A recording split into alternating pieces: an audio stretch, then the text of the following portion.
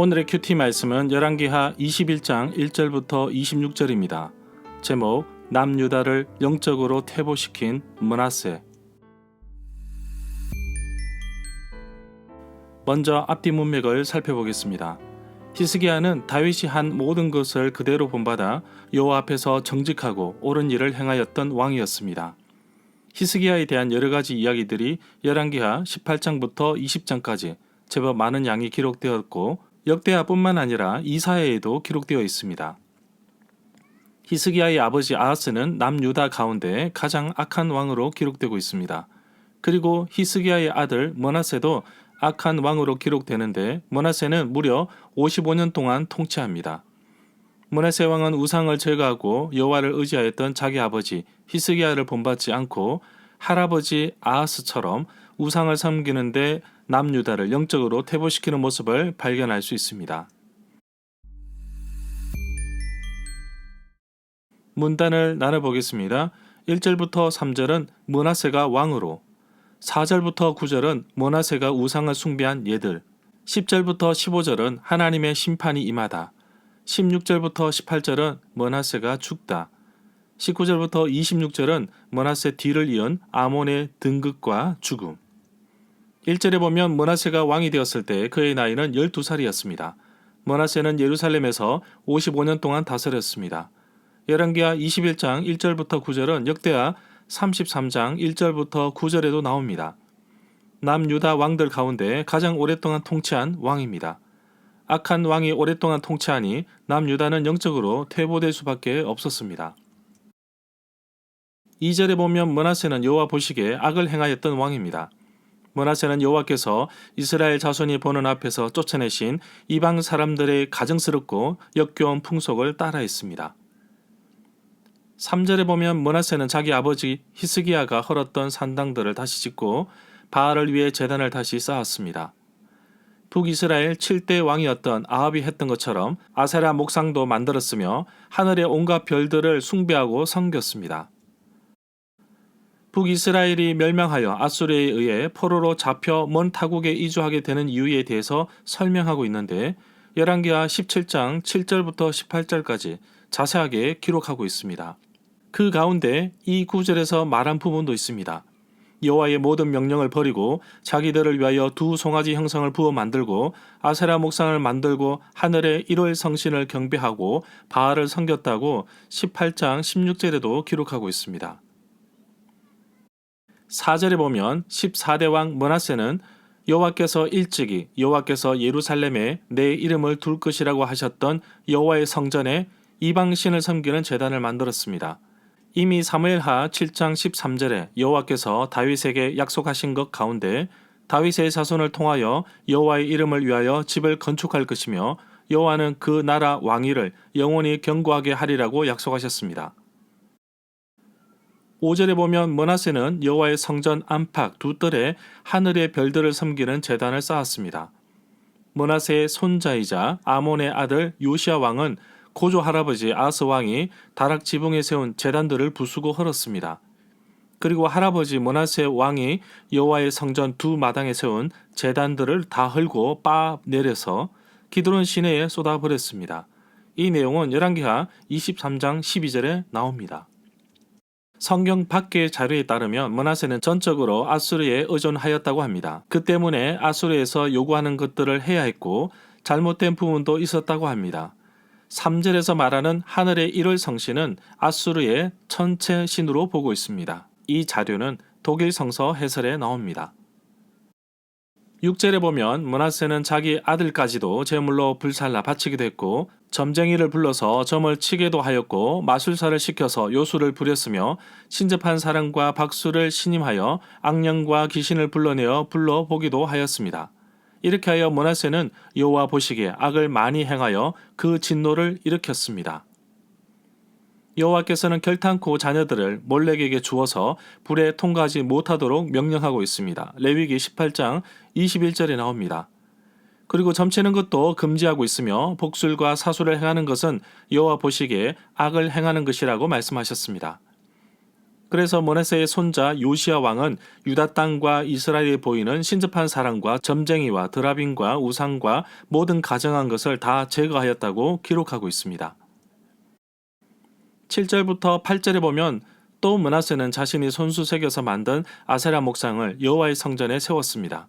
백성들이 여호와의 말씀에 복종하지 아니하였고 듣지 않았고 므낫세 왕은 여호와께서 이스라엘 자손 앞에서 멸망시킨 그 이방 민족들보다 더 악한 일을 하도록 백성을 이끌었습니다. 11절에 보면 유다의 므낫세 왕이 이러한 역겨운 풍습을 따라 악한 일을 저질렀습니다. 므낫세는 옛날 아모리 사람이 한 것보다 더 악한 일을 저질렀습니다. 우상을 만들고 유다 백성들이 죄를 짓도록 잘못 인도하였다고 말합니다. 므낫세 왕에 대한 평가는 2절에 나와 있습니다. 여호와께서 유다를 향하여 타오르는 진노를 거두지 않으신 것은 바로 므낫세가 여호와를 경록케 한 것 때문입니다. 므낫세도 우사의 정원에 안장되었습니다. 17절에 보면 열왕기하는 여기에서 므낫세에 대한 이야기를 마감하지만 역대하 33장에서는 좀 더 상세하게 기록하고 있습니다. 18절에 보면 므낫세가 죽어서 그의 조상들과 함께 누워 잠들었습니다. 그의 궁궐 안에 있는 우사의 정원에 장사되었고 그의 아들 아몬이 그의 뒤를 이어 왕이 되었습니다. 다윗성 안의 장소가 너무 좁아지자 다음부터는 한때 우사라는 사람에게 속한 것으로 보이는 동산을 유다 왕의 새 묘지로 삼았던 것 같습니다. 26절에서도 아몬이 죽어 이곳에 안치됩니다. 우사의 정원, 동산은 예루살렘 성벽 바깥에서 찾을 수 있습니다. 궁궐의 동산을 말 그대로 하면 자기 집의 동산으로 할 수 있는데 열왕기하 25장 4절에서는 왕의 동산이라고 부르는 것과 같은 것으로 보고 있습니다. 19절에 보면 아몬이 왕이 되었을 때 나이가 22살이었습니다. 그는 예루살렘에서 2년 동안 다스렸습니다. 20절에 보면 아몬은 그의 아버지 므낫세처럼 여호와 보시기에 악을 행하였습니다. 21절에 보면 아몬은 그의 아버지 므낫세가 산 것처럼 살았습니다. 그는 그의 아버지 므낫세가 섬겼던 우상을 섬겼고 경배하였습니다. 므낫세 왕이 가증한 일과 악한 일을 행하였던 것과 유다 백성들로 하여금 우상으로 인해 범죄케 한 이야기가 11절에 언급되었습니다. 22절에 보면 아몬은 그의 조상 하나님 여호와를 저버리고 여호와의 길을 따르지 않았습니다. 여호와를 버리고 다른 신을 섬기는 것은 여호와를 경록케 하는 것입니다. 23절에 보면 결국 아몬의 신하들이 아몬을 반역하여 궁 안에 있는 왕을 죽였습니다. 24절에 보면 그러나 그 땅의 백성들이 아몬 왕을 반역한 신하들을 다 죽이고 아몬의 뒤를 이어 그의 아들 요시야를 왕으로 삼았습니다.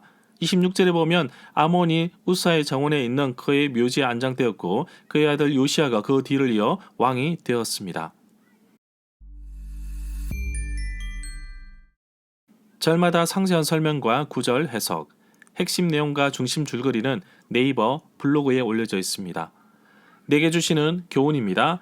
한 사람의 지도자가 나라를 살리고 망하게 하는데 그 영향력이 얼마나 큰지를 보여줍니다.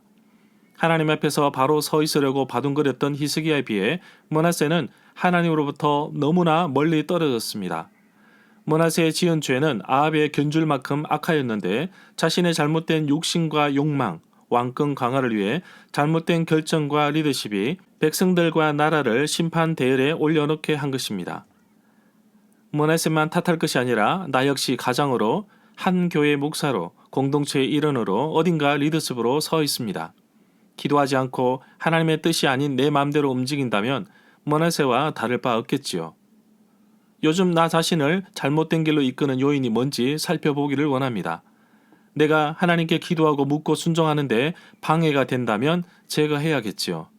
그것이 TV일 수도 있고 재미난 여가일 수도 있고 심지어 하지 않아도 될 일일 수도 있습니다. 그런 것들이 나쁘다는 뜻이 아니라 선택과 집중해서 어느 것에 나의 에너지를 쏟을 것인지 먼저 결정하고 움직여야겠습니다. 나를 죄악의 길로 이끄는 것이 있다면 마치 므낫세와 같은 모습이 있다면 그런 유혹에서 벗어나게 하시고 오직 하나님 말씀에 순종하여 살아가게 하옵소서. 악한 왕 아하스에게 히스기야와 같은 좋은 아들이 있는가 하면 히스기야의 아들 므낫세는 아버지의 신앙을 이어받지 못하였습니다. 이 세상에서 가장 오래 산 무드셀라도 하나님과 늘 동행하였던 에녹의 아들입니다. 자녀를 신앙으로 성장시킨다는 것이 정말 쉽지 않은 일이지요. 돈을 주고 스승을 사서라도 가르쳐야 할 부분입니다. 우선 어른들은 아이들에게 신앙을 가르치기 전에 먼저 내가 본받을 만한 사람인가? 나는 하나님 앞에서 바르게 살고 있는가? 나는 아이들에게 어떤 모습으로 비춰지는지 깊이 있게 생각해 보기를 원합니다. 그리스도의 장성한 분량에까지 이르게 하시는 분은 오직 우리 하나님이십니다. 오늘도 내가 죄악의 길로 이끄는 므낫세와 같은 인생을 살지 말고 오직 여호와 하나님을 잘 섬기며 순종하였던 히스기야처럼 살아가는 하루가 되기를 간절히 소망합니다.